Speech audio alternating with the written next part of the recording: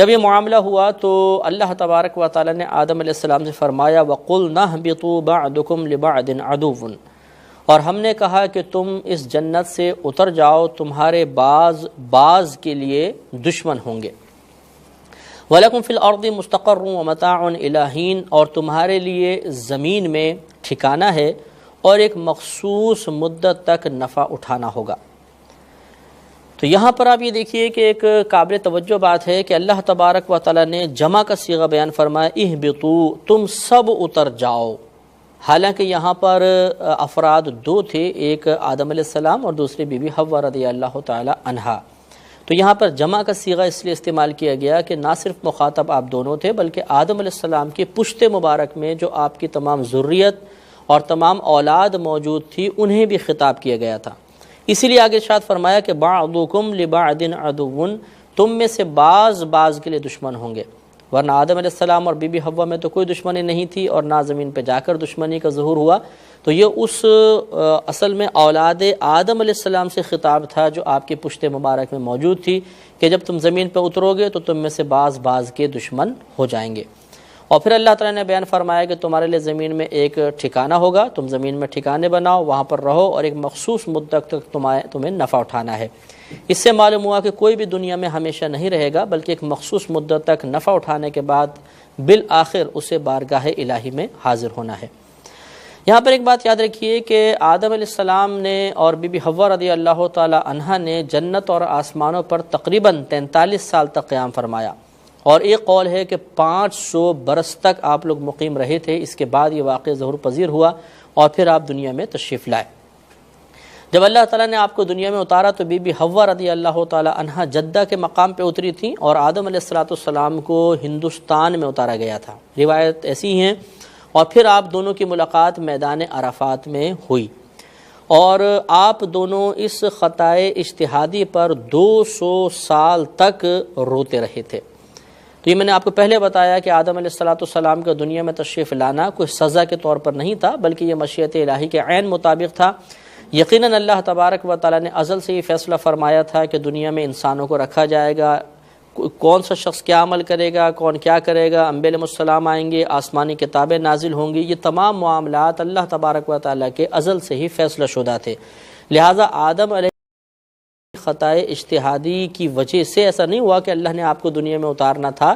بلکہ یہ تو ایک وسیلہ بن گیا۔ اصل تو مشیت الہی ظہور پذیر تھی، اللہ تعالیٰ کی مرضی کا ظہور ہوا اور آدم علیہ السلام دنیا میں تشریف لائے۔ اور آپ کو پہلے بتایا کہ آدم علیہ السلام کا توبہ فرمانا اور آپ کا بکا فرمانا، اظہار ندامت فرمانا، یہ کسی معصیت کے جواب میں نہیں تھا بلکہ چونکہ آپ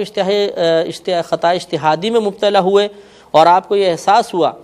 کہ میں نے جو اللہ تبارک و تعالیٰ کی درخت کے قریب نہ جانے کی تلقین تھی اسے مشورہ سمجھا، حالانکہ وہ حکم تھا، اس اجتہادی خطا پر آپ نے آنسو بہائے۔ تو اس سے یہ سبق حاصل ہوتا ہے کہ اکابرین کوئی گناہ نہیں ہوتا تھا تب بھی برسہ برس تک روتے تھے اور اظہار ندامت کرتے تھے۔ تو ہمیں بھی چاہیے کہ ہم تو معصیت کرتے ہیں، گناہ کرتے ہیں، تو کبھی تو اس پہ اظہار ندامت کریں اور اللہ تبارک و تعالیٰ کی بارگاہ میں توبہ کرنے کی کوشش کریں۔ آگے اللہ نے ارشاد فرمایا فَتَلَقَّى آدَمُ مِن رَبِّهِ، تو سیکھ لیے آدم علیہ السلام نے اپنے رب سے کلمات، چند کلمات، فتاب علیہ، تو اللہ تبارک و تعالیٰ نے ان کی طرف رجوع فرمایا، یعنی ان کی توبہ قبول فرمائی۔ انہ هو التواب الرحیم، بے شک وہ ہی بہت توبہ قبول فرمانے والا مہربان ہے۔ تو اب یہاں پر ان جو آدم علیہ السلام نے کلمات سیکھے اس کے بارے میں دو روایات ہیں۔ ایک روایت تو یوں ہے کہ آدم علیہ السلام نے اس خطائے اجتہادی کے بعد اللہ تعالیٰ کی بارگاہ میں اس طرح عرض کی کہ اے اللہ، کیا تو نے مجھے اپنے دست قدرت سے پیدا نہیں فرمایا؟ تو اللہ تعالیٰ نے فرمایا کہ کیوں نہیں پیدا کیا؟ پھر عرض کی کہ یا رب کریم، کیا تو نے مجھ میں اپنی پسندیدہ روح نہیں پھونکی؟ اللہ تعالیٰ نے فرمایا کہ ہاں، کیوں نہیں؟ پھر عرض کی کہ یا رب کریم، کیا تیری رحمت تیرے غضب پر غالب نہیں ہے؟ اللہ تعالیٰ نے فرمایا کہ ہاں، کیوں نہیں ہے؟ تو پھر آدم علیہ السلام نے عرض کیا یا رب کریم، جب تو مجھے دنیا میں اتار رہا ہے تو کیا تو میری توبہ قبول فرما کے دوبارہ مجھے جنت میں داخل نہیں فرمائے گا؟ تو اللہ تبارک و تعالیٰ نے فرمایا کہ ہاں، کیوں نہیں؟ اور اس پر پھر اللہ تعالیٰ نے آپ کو چند کلمات الہام فرمایا اور آپ نے ان کلمات کے ساتھ اللہ تعالیٰ کی بارگاہ میں دعا کی اور یہ کلمات سورہ اعراف آیت نمبر 93 میں اللہ نے خود بیان فرمایا کہ ربنا ظلمنا انفسنا وَإِن لَّمْ تَغْفِرْ لَنَا وَتَرْحَمْنَا لَنَكُونَنَّ مِنَ الْخَاسِرِينَ، اے ہمارے رب بے شک ہم نے اپنی جانوں پر ظلم کیا، اور اگر تو ہماری بخشش نہ فرمائے اور ہم پر رحم نہ فرمائے تو ہم ضرور خسارہ اٹھانے والوں میں سے ہو جائیں گے۔ تو ان کلمات سے پھر اللہ تبارک و تعالی نے آپ کی توبہ کو قبول فرمایا اور معاملہ ختم ہوا۔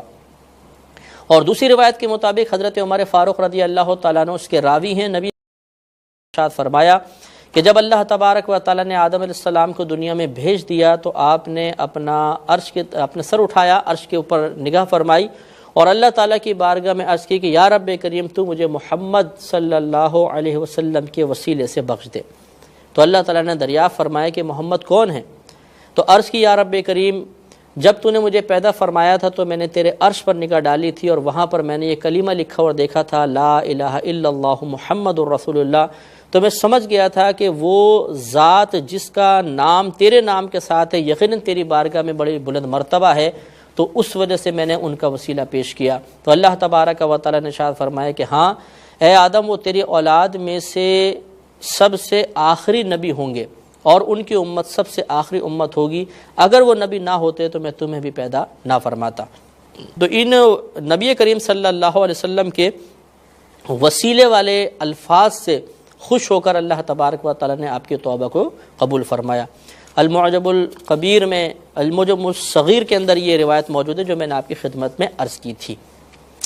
اس کے بعد اللہ تعالیٰ نے ارشاد فرمایا قلنا، ہم نے کہا اہبطوا منہا جمیعا، تم سب کے سب زمین پر اتر جاؤ، فإما یأتینکم منی ھدی، پھر اگر میری طرف سے تمہارے پاس کوئی ہدایت آئے، فمن تبع ھدایا، تو پھر جس نے اس ہدایت کی پیروی کی، فلا خوف علیہم ولا هم یحزنون، تو نہ اس پر کچھ خوف ہوگا اور نہ وہ غمگین ہوں گے۔ والذین کفروا وکذبوا بآیاتنا، اور وہ لوگ جنہوں نے انکار کیا اور ہماری آیات کو جھٹلایا، اولئک اصحاب النار، یہی دوزخ والے ہیں، ہم فیہا خالدون، اور یہ اس میں ہمیشہ رہیں گے۔ تو یہ گویا کہ اللہ تبارک و تعالیٰ نے اولاد آدم کو واضح طور پہ بیان فرما دیا تھا، اس وقت ہم آدم علیہ السلام کی پشت میں تھے کہ دنیا میں تمہیں بھیجا جائے گا، پھر تمہاری طرف ہدایت بھیجی جائے گی، وہ انبیاء علیہ السلام کی شکل میں ہوگی، آسمانی کتب کی شکل میں ہوگی۔ پھر جب انبیاء علیہ السلام دنیا سے پردہ فرما جائیں گے تو ان کے خلفاء ہوں گے، ان کے نائبین ہوں گے جو قیامت تک یہ سلسلہ رشد و ہدایت جاری رکھیں گے۔ تو جس نے اس رشد و ہدایت کو قبول کر لیا تو نہ اس پر دنیا میں کچھ خوف ہوگا نہ آخرت میں وہ غمگین ہوں گے، اور جس نے انکار کر دیا، اللہ تبارک و تعالیٰ کی نشانیوں، اللہ تعالیٰ کی آیات کو جھٹلایا، تو پھر وہ دوزخ میں جائے گا اور وہ اس میں ہمیشہ ہمیشہ رہے گا۔ لہذا ہمیں بھی چاہیے کہ اللہ تبارک و تعالیٰ کے اس فرمان کو پیش نظر رکھ کر اپنے بارے میں غور و تفکر کریں کہ ہمارا شمار کس گروہ میں ہوتا ہے، کیا ہم اللہ تعالیٰ کی طرف سے آنے والی ہدایات کی پیروی کر رہے ہیں کہ نہیں، اللہ تعالیٰ کی آسمانی کتب میں موجود جو ہدایت موجود ہے ہم اس ہدایت سے فیضیاب ہو رہے ہیں نہیں، یا خدا نخواستہ ہمارا شمار اس گروپ میں تو نہیں ہے کہ ہم اللہ انکار کر رہے ہیں، اس کی آیات کو جھٹلا رہے ہیں۔ اگر ایسا ہوا تو اللہ کا وعدہ کبھی غلط نہیں ہوتا۔ یہ ہم نے پہلے آپ کو بتایا تھا کہ یہ ایک ایسی کتاب ہے جس میں کسی تبدیلی کی گنجائش نہیں، اس کی حفاظت کا وعدہ اللہ تعالیٰ نے فرمایا ہے، آج تک کوئی بھی اس کی مثل بنا کر نہیں لا سکا۔ اس سے معلوم ہوا کہ یہ کیا اللہ کا ہی کلام ہے اور اللہ کا کلام کبھی غلط نہیں ہوتا ہے۔ لہذا جو اللہ پر ایمان لے کر نہیں آئے گا، ہمارے نبی کریم صلی اللہ علیہ وسلم پر ایمان نہیں لائے گا، آپ کا کلمہ نہیں پڑھے گا، آپ کی اطاعت نہیں کرے گا، تو ہو سکتا ہے کہ پھر اللہ تعالیٰ ناراض ہو کر اسے جہنم میں ڈالے اور وہ ہمیشہ ہمیشہ جہنم میں جلتا رہے۔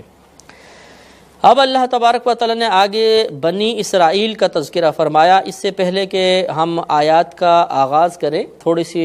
ربط آیات ذرا دیکھ لیتے ہیں کہ پہلے اللہ تبارک و تعالیٰ نے مومنین متقین کا تذکرہ فرمایا، پھر کفار کا تذکرہ ہوا، اس کے بعد منافقین کے بارے میں کلام فرمایا۔ اللہ تعالیٰ نے اپنی توحید بیان کی، نبی کریم صلی اللہ علیہ وسلم کی رسالت کو بیان کیا گیا، آدم علیہ السلام کی فضیلت، علم کی فضیلت کا بیان ہوا، اور اللہ تعالیٰ نے ان انعامات کا تذکرہ فرمایا جو تمام لوگوں کے لیے عام تھے، سب لوگوں کو شامل تھے، مثلا پھلوں کا پیدا کیا جانا، آسمان سے بارش کا برسانا، آسمان کو ہمارے لیے چھت بنانا، زمین کو ہمارے لیے فرش بنانا، اس سے سب کے سب فیضیاب ہوئے۔ اب اللہ تبارک و تعالیٰ ان انعامات کا تذکرہ فرما رہا ہے جو ایک مخصوص قوم پر نازل ہوئے، اور وہ بنی اسرائیل کی قوم تھی۔ اور یہ یہودی جو نبی کریم صلی اللہ علیہ وسلم کے دور مبارکہ میں تھے، یہ بنی اسرائیل ان کے اکابرین میں شمار ہوتے ہیں۔ اللہ تعالیٰ نے ان کے اکابرین پر احسان فرمایا، اور اس احسان کو یہاں بیان کیا تاکہ ان کے اصاغرین یا بعد میں آنے والے ان احسانات کو یاد کر کے مروت کے تقاضے کے تحت اللہ تبارک و تعالیٰ کی اطاعت کی جانب مائل ہوں۔ کیونکہ اگر ہماری اگلی نسلوں پر جو ہم سے پہلے گزر چکی ہیں کوئی انعام الہی نازل ہوا تو یہ آنے والوں کے لیے بھی باعث فضیلت ہوتا ہے۔ لہذا اللہ نے ان کو وہ احسانات یاد دلائے جو ان کے اکابرین پر کیے گئے تھے، تاکہ ان کو احساس ہو کہ اللہ تبارک و تعالیٰ نے ان پہ بڑا کرم فرمایا، ان کو فضیلت عطا فرمائی، ان کو بے شمار نعمتوں سے نوازا۔ اور یہ طبعی تقاضا ہے، طبیعت کا تقاضا ہے، باطنی تقاضا ہے کہ جب کوئی ہم پر احسان کرتا ہے تو ہم اس کی اطاعت کرتے ہیں۔ تو یہ ان احسانات کا یاد دلایا جانا در حقیقت ان کو اپنی اطاعت کی جانب مائل کروانا ہے۔ یہ اللہ تعالیٰ کا مقصود ہے تاکہ اطاعت کی جانب مائل ہوں اور نبی کریم صلی اللہ علیہ وسلم پر ایمان لانے میں کامیاب ہو۔